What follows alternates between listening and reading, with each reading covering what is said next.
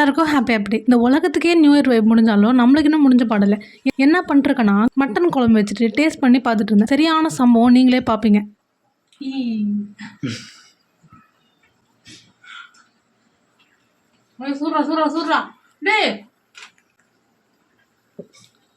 ஒன்றும் இல்லை, கமகமான்னு வாசம் வந்ததில்ல. நான் கொஞ்சம் டேஸ்ட் பண்ணி பார்க்கலான்னு பார்த்தா அது என் வாயை சுட்டுருச்சு. அவ்வளோதான். சம்பவத்தோட சம்பவமா என் காஸ்டியூம்கான ரீசனும் சொல்லிக்கிறேன். என்னம்மா அழகான ட்ரெஸ்ஸை தூக்கி வரைஞ்சு கட்டியிருக்கேன்னு என் கேட்கலாம். அது தரைய பரட்டிக்கிட்டே இருக்கு, என்னால் சமைக்க முடியல. ஸோ வீடு தானே, தூக்கி வரைஞ்சு கட்டுறா மாப்பிளன்னு கட்டியாச்சு. என்னதான் ரோட்ல ஆம்பளைங்க வேட்டியை மடிச்சு கட்டினாலும் வீட்டில் அநேகமாக எல்லா பெண்களுடைய எல்லா தாய்மாரோட காஸ்டியூம் இதாக இருக்கும்னு நினைக்கிறேன். நைட்டியை மடிச்சு கட்டிட்டு வேலை செய்யறதுலே ஒரு தனி சுகம், என்ன காத்தோட்டன்ற மாதிரி தான் இருக்கும். ஸோ இன்னைக்கு நானும் அதை அனுபவிச்சேன். நீங்க அனுபவிச்சிருக்கீங்கன்னா கமெண்ட் பண்ணுங்க. நாங்கள் அப்படியே பேசிக்கிட்டே ஏலகிரி வந்துட்டோம். 2-2.5 வருஷத்துக்கு முன்னாடி நாங்கள் ஜூலை மாசத்துல போயிருந்தோம்னு ஷார்ட்ஸ்ல சொல்லியிருந்தேன். அதாவது என் பிறந்த நாளை முன்னிட்டு என்றவங்க நாங்கள் கூட்டு போயிருந்தாங்க. இப்போ எப்படி இருந்துச்சோ அதே மாதிரி தான் இருக்கு இப்பயும். இன்னும் சொல்ல போனா இன்னும் குளிருதுங்க. அப்படியே ஒரு ஸ்லோப் இருக்கும், அந்த ஸ்லாண்டிங்க்கும் ஸ்லோப்புக்கும் நம்ம ஏறும்போது நல்லா செம்மையா டிஃப்ரென்ஸ் தெரியும். இன்னும் சொல்ல போனா கிட்ட போக போக அப்படியே காதெல்லாம் அடைச்சிக்கும். அது நீங்க எப்படி ஃபீல் பண்ணலாம்னா அப்படியே ஒரு மாதிரி கொய்ன்னு கேட்கும். அந்த டைம்ல எச்சு முருங்கினா அப்படின்னு ஒரு சவுண்ட் வரும்.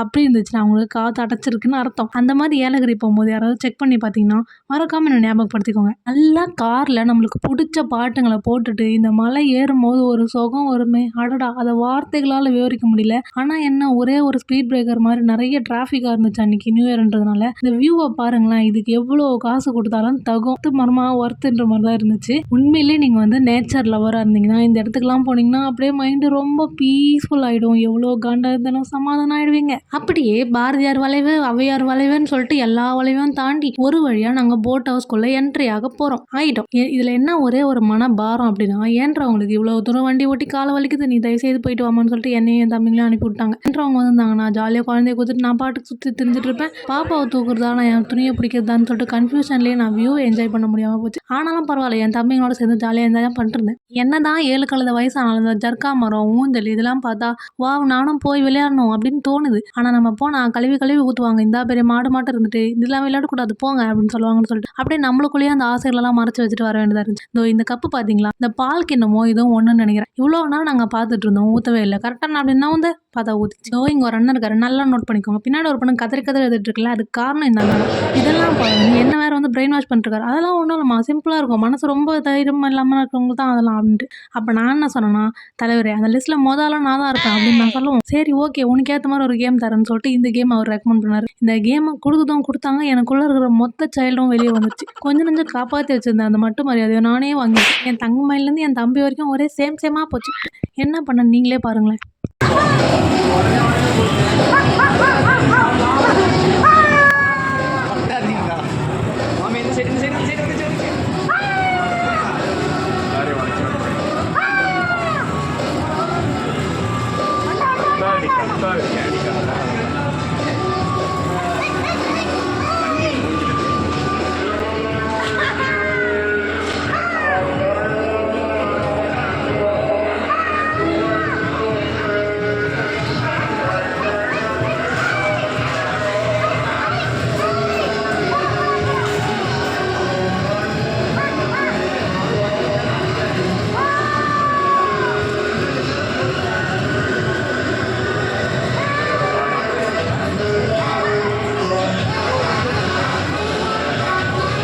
இதெல்லாம் பார்த்துட்டு கட்டாயமாக இனிமேட்டுக்கு நான் என்ன கருத்து சொன்னோம் நீங்களாம் கேட்க போகுதுன்னு தெரிஞ்சு போச்சு.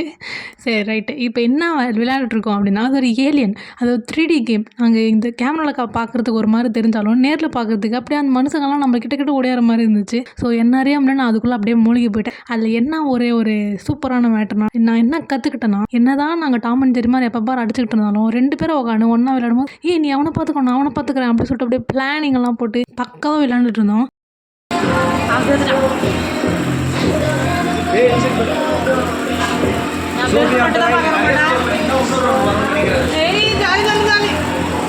அந்த அண்ணன் வேற ஒரு பக்கம் சொல்லிட்டு இருந்தாங்க, இதுக்கு முன்னாடி விளையாண்டவங்களாம் ஜெயிக்கல, பார்க்கலாம் நீங்கள் ஜெயிக்கிறீங்களான்னு சொல்லிட்டு அப்படியே லைட்டாக நம்மளோட ப்ரெஸ்டீஜ்ன்ற குக்கரை டச் பண்ண மாதிரி ஆகிப்போச்சு. அதனால் ரொம்ப கான்சென்ட்ரேட் பண்ணி நாங்கள் ஜாலியாக விளையாண்டுட்டு இருந்தோம். இந்த சோனாப்பனாவா கொக்கான்ற மாதிரி நாங்கள் தான் வின் பண்ணோம். அப்படியே எங்களுக்கு எக்ஸ்ட்ரா ஒரு 10 நிமிஷம் கேமும் கிடச்சிச்சு. அதுக்கப்புறம் நாங்கள் போன இடம் தான் கார் ரைடு. சரியான ஃபன்னாக இருந்துச்சு. இதெல்லாம் நான் சொல்கிறதோட நீங்களே பார்த்து என்ஜாய் பண்ணிக்கோங்க.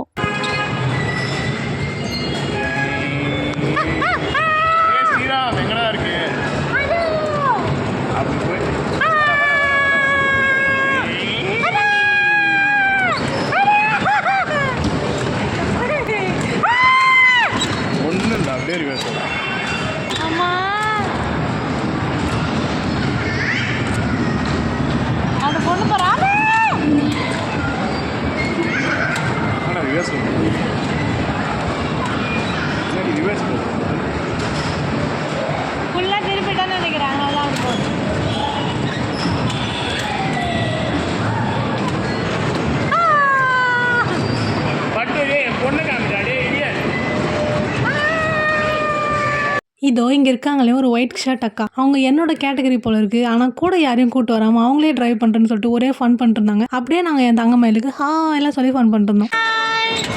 ஐயோ இப்போ வரணுமா வேணாம். என்னங்கடா பண்ணுறீங்க எங்களை விட்டுட்டு?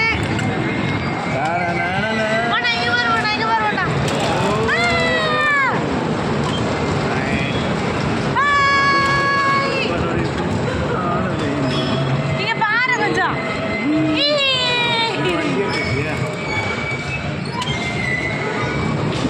நான் ஓடுறேன், நீ என்ன பண்ண? ரொம்ப சுத்தி அது போதும். கையே ஓட்டுறது ஃபாஸ்ட்டாக ஓட்டுமா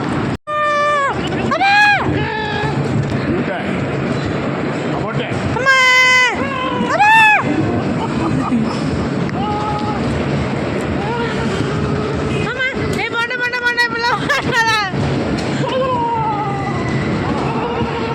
ஒரு வழியாக ஏன்றவங்க கூட ஃபன் பண்ணுற பேரில் கத்தி கத்தி என் தொண்டையெல்லாம் போய் தெய்வமே எனக்கு கொஞ்சம் கீழே இறங்கி விட்டுறேன் அப்படின்ட்டு கெஞ்சி கீழே இறங்கி வந்துட்டேன். எப்பா நீங்கள் எப்படின்னா வைப் பண்ண போங்கன்னு சொல்லிட்டு என் தம்பிங்களை என்றவங்கள தனியாக விட்டாச்சு. பாருங்களேன், சுற்றி சுற்றி எல்லாரையும் மாறி மாறி இடிச்சிட்டு இருந்தாங்க. இதில் ஒரு தம்பி குட்டி பையன், அவன் தனியாக ஓட்டிகிட்டு இருந்தான். அவனெல்லாம் பார்க்குறப்போ என் மூஞ்சில் நானே காரி துப்பிக்கலான்னு இருந்துச்சு. அவ்வளோ அருமையாக ஓட்டிகிட்டு இருந்தான். ரியல் லைஃப் காரில் தான் யாரும் இடிக்க முடியலன்னு நினச்சாரேனான்னு தெரில. அம்பட்டு இடி. சரி காரெல்லாம் ஓட்டி முடிச்சாச்சு, சரி நான் இப்போ ஃப்ளைட் தான் ஓட்டுவேன் அப்படின்னு சொல்லிட்டு இந்த ஃப்ளைட் ஓட்டுறது கேமில் வந்தாச்சு. இங்கே வந்து பார்த்தா தலைவர் அப்படியே சீரியஸாக முகத்தை வச்சுட்டு ஒரு உண்மையான பைலட்டாகவே மாறிட்டார். யாரோ எதுக்காகவோ ஏலகிரி வந்து பார்த்துருப்பீங்க. ஆனால் யாராவது இந்த ஸ்டார் ஃப்ரூட்டை வாங்குறதுக்காகவே ஏலகிரி வந்து பார்த்துருக்கீங்க? அதை இப்போ பார்த்துக்கோங்க. நான் இங்கே போனதில் எனக்கு ரொம்ப பிடிச்ச பார்ட் என்னடான்னு பார்த்தா இந்த ஃப்ரூட்ஸ் வாங்கின பார்ட்டு தான். அப்படியே கொஞ்சம் தூரம் நடந்து வந்தேன். அந்த சுத்தியல் மிஷின் இருந்தது. இதை பார்த்தோன்னே என் தம்பிங்களுக்கு என்ன ஒரு ஆர்வம்னு தெரியல. நான் அடிக்கிறேன்னு சொல்லிட்டு ஒரு மாதிரி எகிரி குச்சி சந்தோஷமா இருந்தாங்க. சரி ரைட்டு அடிச்சு விளையாடுங்களா அப்படின்ட்டு விட்டாச்சு. ஆனால் அதில் என்ன ஒரு ஃபன்னுனா என்ன வேறு அடிக்க சொல்லிட்டாங்க. என்னவோ போருக்கு தயாராகிற மாதிரி ஏன்றவங்க என் கையில் இருக்கிறதெல்லாம் இருந்தா கூட நான் வச்சுக்கிறேன்ட்டு பாச மழையாக பொழிஞ்சு என்னை தூக்கிட்டு போய் விட்டாங்க. ஆனால் என்னோட அதை சுற்றி பெருசாக இருக்கும் போல இருக்கு. அம்புட்டு வெயிட்டாக இருக்குது. அதுக்கப்புறம் என்ன நீங்களே பாருங்களேன்.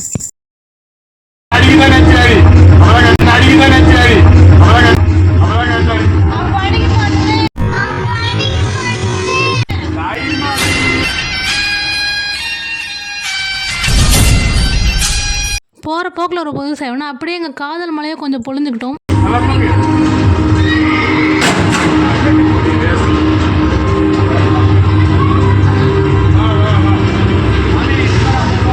வேஸ்ட்டு வா வா அப்படின்ட்டு ஏன்றவங்க கூப்பிட்டேன். என் மைண்ட் வாய்ஸ் என்னன்னா, நீ கொடுத்தது தப்பு இல்லை, நான் வாங்கினது தப்பு இல்லை, ஆனால் நீ யார்கிட்ட கொடுக்கணும்னு நினச்ச பார்த்தியா அதுதான்டா தப்பு அப்படின்னு நான் என் மைண்ட் வாய்ஸில் நினச்சிட்டேன். சொன்னால் என்னை காரி துப்புவாங்க. ஆனால் ஏன்றவங்க எவ்வளோ அருமையாக அடிச்சிருக்காங்க பாருங்கள். நான் அடிச்சது என்னமோ வெறும் 120 தான். தலைவன் 410.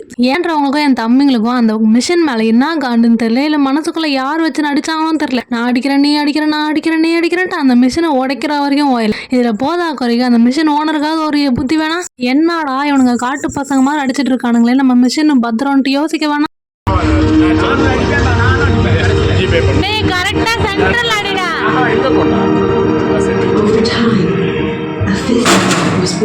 பக்கத்துல படும்போது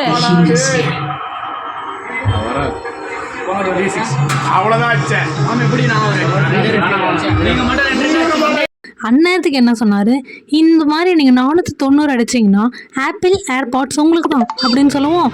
இவங்கெல்லாம் வெறி கொண்டு அடிக்க ஆரம்பிச்சிட்டாங்க. பாவம் அந்த மனுஷனுக்கு தெரியல கடைசி வரைக்கும் அடிக்க முடியாதுன்னு. ஏன்னா அதில் வந்து ஒரு செட்டிங்ஸ் மாற்றி வச்சுருக்காங்க. என்றவங்க என் தம்பிங்கன்னு சொல்லிட்டு போராடி அடிக்கிறாங்க. அந்த மிஷின் கூட ஆடுது. கடைசியில் அந்த 490 வந்த பாடல காசு தான் சும்மா போனதா மிச்சம். சரி ரைட்டு விடுன்னு கீழே விழுந்தாலும் மீசையில் மண் ஓட்டில் இருந்த கணக்கா மாறி மாறி ஒருத்தருக்கு ஒருத்தர் ஆறுதல் சொல்லிட்டு ஜாலியாக சரி வாங்க போவோம் அப்படின்னு சொல்லிட்டு நிறைய கட்டியாச்சு. அதுக்கப்புறமா அவன் எங்கே போய் ஓஞ்சோன்னு பார்த்தா கிடையாது. நாங்கள் கன் ஷாட் இருக்குது அதை பார்த்துட்டு சரி நாங்கள் அதையும் போய் ஒரு கை பார்ப்போம்டா அப்படின்னு சொல்லிட்டு கன் ஷாட் பண்ணுறதுக்காக போனோம். சரி அடித்தது நீங்கள் சுட்டது நீங்கள் எதுக்குடா என்கிட்ட கேட்குறீங்கன்ற மாதிரி தான் இருந்துச்சு. ஜிபே பண்ணுற மேடம் அப்படின்னு சொல்லிட்டு ஏன்றவங்க போயிட்டாங்க. என்ன பண்ணுறது, கஷ்டப்பட்டு ஏன்றவங்ககிட்ட சுட்டு வைக்கிற காசெல்லாம் இந்த மாதிரி சுடுறதுக்குன்னே மனுஷன் என்கிட்ட பிடிக்கிறாரு. என்ன மாஸ்டர் பிளான். இப்போ என் தம்பி என்ன பண்ணுறானா வீரப்பன் கணக்கா மச்சான் சி மாமா அங்கே சொல்லுங்க மாமா இங்கே சொல்லுங்க அப்படி சொல்லிட்டு இருந்தான். கடைசியாக யாருமே எங்கேயுமே சுட்டப்பாடு கிடையாது. அவங்க அவங்க பாட்டுக்கு ஏதோ சுட்டுட்டு இருந்தாங்க. கடைசியா வயிறு பசிக்குதுன்னு சொல்லிட்டு ஏதோ கொஞ்சம் நஞ்சம் வாங்கி சாப்பிட்டு வீடு திரும்பிட்டோம். இவ்வளோ ஜாலியா போச்சே, ஏதாவது நடக்குமேன்ட்டு மண்டைக்குள்ள தோணுச்சு. பார்த்தா போற வழியில ஒரு டெம்போ கவுந்துட்டு இருந்துச்சு. அப்பவே வைபெல்லாம் ஸ்டாப் ஆகி பாட்டெல்லாம் கட் பண்ணிட்டு அமைதியா போக ஆரம்பிச்சிட்டோம். இதெல்லாம் தாண்டி ஹைவேல போயிட்டு இருந்தா போற வழியிலேயே ஒரு ஓம் சக்தி மாலை போட்டு போயிட்டு இருந்த பஸ் கவுறதுக்கு போயிட்டு இருந்துச்சு. அதுக்குள்ளே இவங்க பார்த்துட்டாங்க. டக்குன்னு வண்டி ஓரம் கட்டிட்டு ஏன்றவங்க என் பெரிய தம்பி பக்கத்துல வந்த கார் அண்ணா எல்லாரும் குடுக்குடுன்னு ஓடி போயிட்டு டக்கு டக்குன்னு கண்ணாடியெல்லாம் உடச்சு உள்ள குதிச்சு கை காலெல்லாம் கிழிச்சு எப்படியோ காப்பாத்திட்டாங்க. அந்த இன்சிடென்ட் நினைச்சா இப்ப கூட பயமா இருக்கு. ஆனா இதுல இருந்து நாங்க தெரிஞ்சுக்கிற விஷயம் என்னன்னா, நம்ம நியூ இயர் எவ்வளவு நல்லா போயிருக்குன்றத ஆண்டவன் நமக்கு புரிய வைக்கணும்னு நினைக்கிறேன். இதே நாள்ல எவ்வளவோ ஆம்புலன்ஸ் நம்மளை தாண்டி போகுது, எவ்வளவோ பேர் அழுதுட்டு இருக்காங்க இந்த நிமிஷத்துல. ஆனா நம்ம சந்தோஷமா இருக்கிறோன்றத சந்தோஷப்பட்ட கடவுளுக்கு நன்றி சொல்லணும். எப்பவுமே கிராட்டிடியூடா இருக்கணும் அப்படின்றது தான் நான் தெரிஞ்சுக்கிட்டேன். ஸோ உங்களுக்கும் சொல்லிக்கணும்னு நினைச்சேன். அவ்வளவுதான், இதோட இந்த வீடியோ முடியுது. இதே மாதிரி இன்னொரு வீடியோ பார்க்கறதுக்கு மறக்காம சப்ஸ்கிரைப் பண்ணிக்கோங்க. தேங்க்யூ, பாய்.